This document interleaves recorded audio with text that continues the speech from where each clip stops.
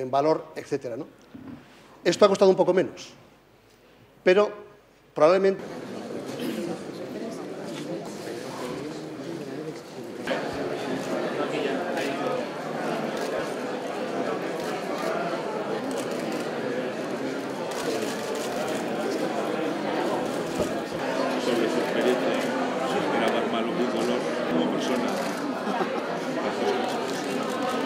Mi diccionario, pues, quería cubrir el espacio cronológico 1885-2005, año este último en que se crea el Centro del Libro Aragonés y cierra un periodo de 120 años en el que no había aparecido ninguna obra compilatoria de estas características. Así, el diccionario, que nos proporciona la constatación de que un territorio tan rico en historia, en patrimonio y también en cultura como es Aragón, continúa con una brillante tradición literaria.